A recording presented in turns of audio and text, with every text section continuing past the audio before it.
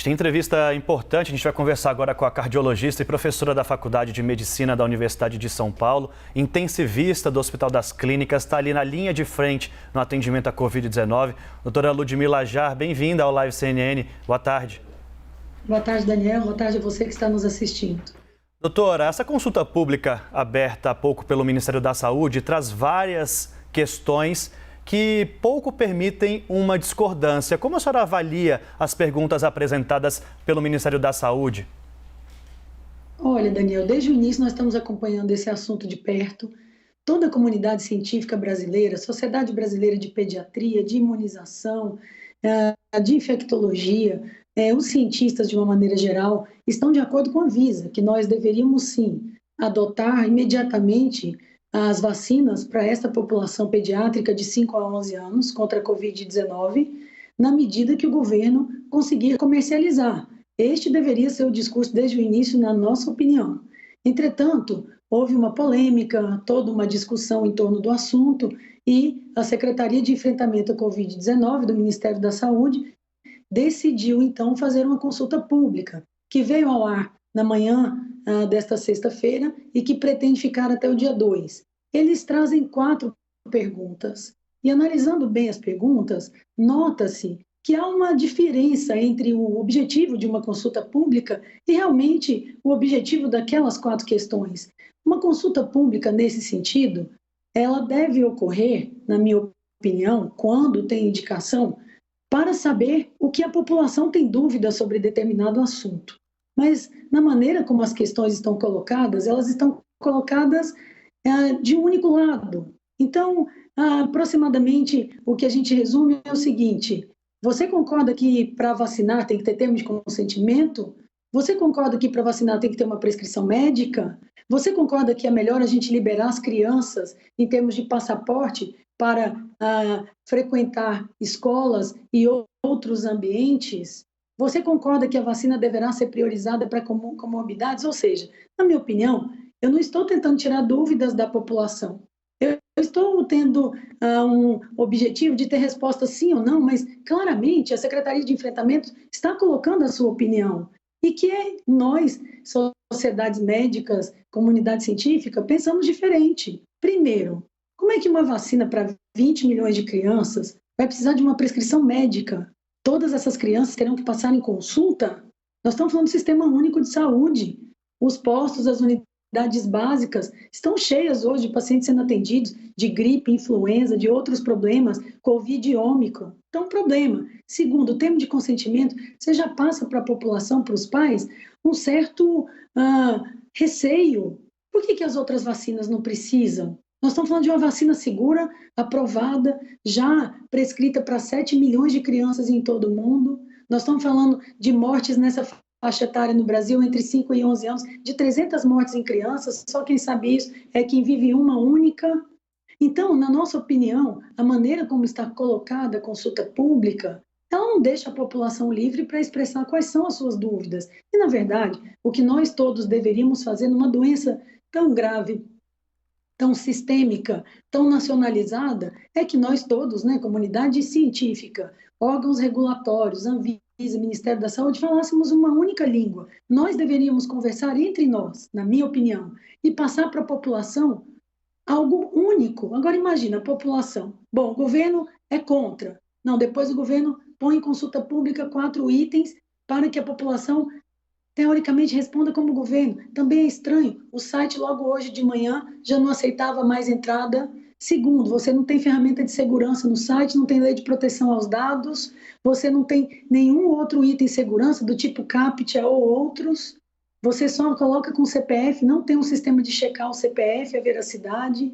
Então, vários aspectos, eles somam apenas para discussão. Desconfiança, lado A e lado B. E o que a gente está batendo desde o início, gente, tem um lado, que é a população, que é a vida das pessoas, que é o combate a essa doença. Então, na nossa opinião, se a gente tivesse que opinar, não haveria consulta pública. A Anvisa é uma entidade autônoma, com pessoas técnicas, com diretores que avaliam custo, benefício. Nós temos sociedades científicas que se destacaram muito no combate a essa pandemia, todos nós falamos entre nós, tem as grandes universidades, tem a ciência brasileira, e nós sim deveríamos, então, respaldar o Ministério da Saúde, e então uma informação única vai para a população. Então, nesse sentido, eu realmente não sei o que a audiência pública vai ajudar, ou se ela vai ter o objetivo que algumas pessoas querem. Veja, X% das pessoas responderam sim, de acordo com o que foi. E agora? Isso vai ser o balizador da conduta em relação à vacinação? Nós realmente vamos precisar de termo de consentimento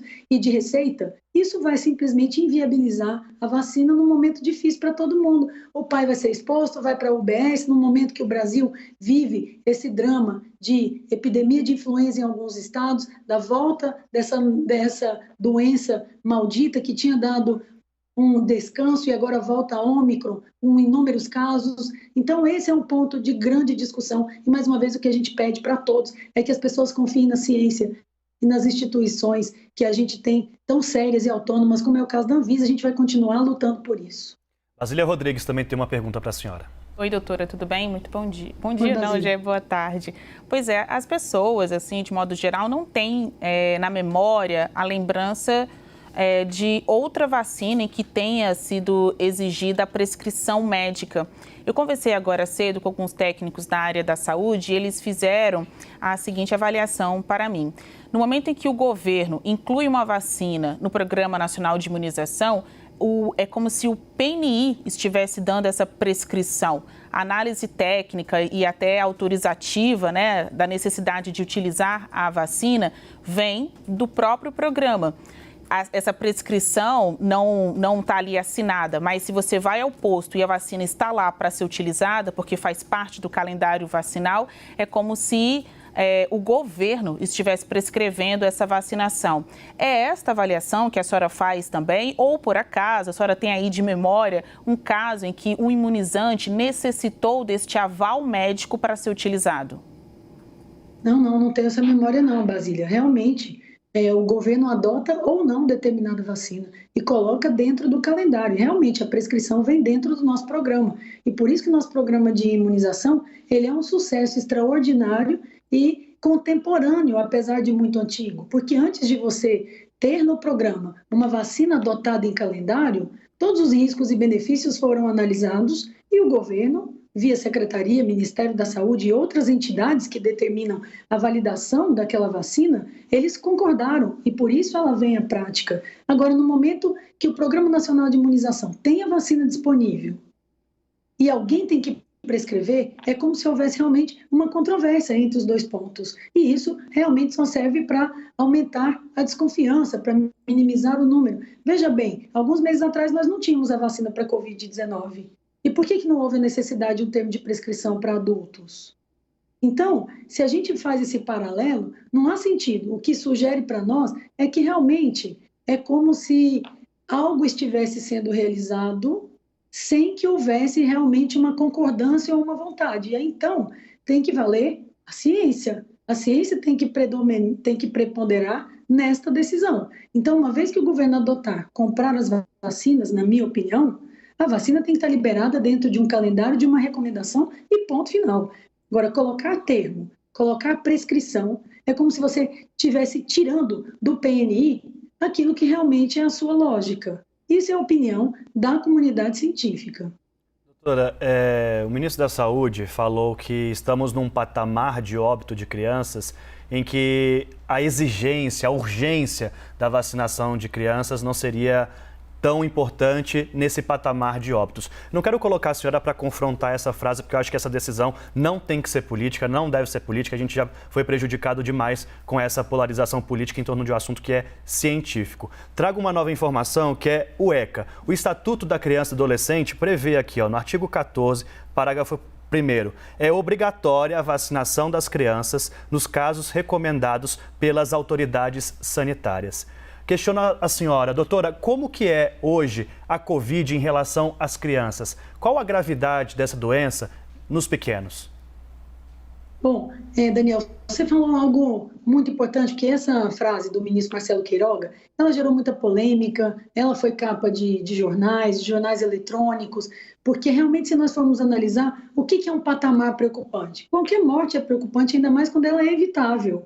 Então, não é 1, 2, 100 ou 300. Basta um e eu ter algo para evitar. A política pública de saúde tem que tentar evitar.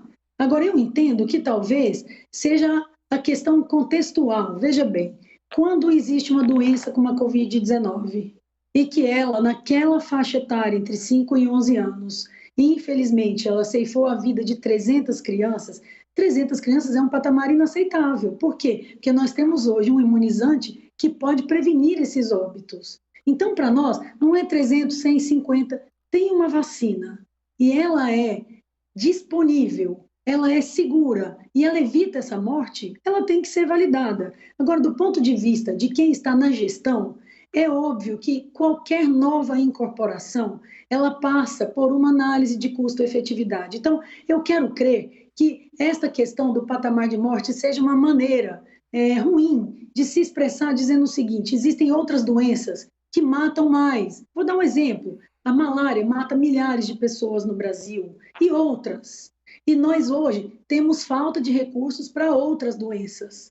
Mas isso não justifica, em hipótese alguma, eu dizer, eu vou deixar a Covid-19 de lado nas crianças, porque 300 é um número menor do que 1 milhão, e vou olhar. A gente tem que olhar tudo. E hoje nós sabemos que o Ministério da Saúde, o Ministério da Economia, o governo, o parlamento, eles estão prontos e com recurso disponível. Basta realmente existir a alocação adequada dele. Então, mais uma vez, existe patamar aceitável para a morte? Claro que não. Se nós temos algo passível de prevenir, esse algo tem que ser incorporado, ainda mais se ele é seguro e nós temos um recurso para adquirir. Quando a gente fala da Covid-19 em criança, felizmente, é uma doença menos letal do que ela é nos adultos. Porém, ela também é grave. Ela também resulta em mortes. Se nós olharmos no Brasil, a cada 2 dias morreu uma criança de Covid-19. Agora, morreram mais idosos, morreram mais pessoas adultas, mas ela também é grave. Boa parte das crianças, a maioria, tem a forma leve ou assintomática, mas a forma sistêmica inflamatória da doença é extremamente grave e pode ser evitada. Por outro lado, as crianças muitas vezes são vetores, são transmissores para a população adulta, para os avós, para os pais. Então, nós, daqui a pouco, temos o retorno às escolas, nós estamos diante de uma nova variante que a gente pouquíssimo conhece. Cadê os dados de Ômicron em crianças? Agora que a gente tem os dados em adultos, uma doença mais transmissível, uma doença que hoje já é a principal em boa parte dos países da Europa.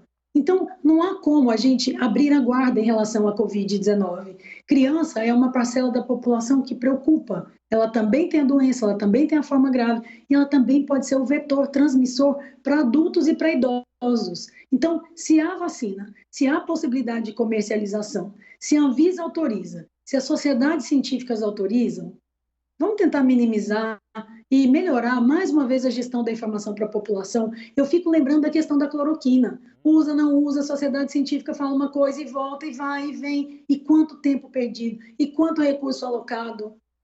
Quando a gente pensa, poxa vida, a Secretaria de Enfrentamento à Covid foi lá, colocou uma consulta pública, criou um site, e o Conect SUS nem está funcionando adequadamente. Então, quando a gente pensa o que é mais importante, a pessoa ter seu calendário vacinal adequado, ter o Conect SUS adequado, ou mais uma vez a gente esperar de 23 de dezembro a 2 de janeiro, para que umas perguntas desse tipo cheguem à população, tenham o dado e depois o que fazer com o dado? O dado vai mudar o que a ciência pensa e provou? Não, mas aí joga mais discussão para a população. Então, se eu tivesse que dar hoje aí uma mensagem de Natal para os pais, é que o Brasil todo está torcendo para a aprovação imediata dessa vacina e para que ela chegue no braço dessas crianças e que a gente comece em 2022 com as nossas crianças protegidas. E realmente essa é a luz da ciência. E a ciência é a grande gestora da Covid-19. Depois de 2 anos, alguém tem alguma dúvida disso? Que a vacina resultou em grandiosos benefícios, que a cloroquina não funcionou, que outras medicações importantíssimas estão vindo aí, americanas, europeias. Daqui a pouco a gente vai estar na mesma discussão da aprovação no Brasil, de chegar para os brasileiros.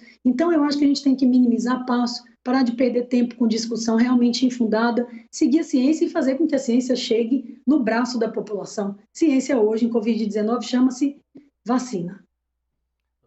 Lajar, muito obrigado pela entrevista e já aproveito para agradecê-la também por esse ano inteiro de 2021 que a senhora esteve aqui conosco no Live CNN com entrevistas importantes e momentos importantes que a senhora dividiu conosco as suas decisões e opiniões científicas.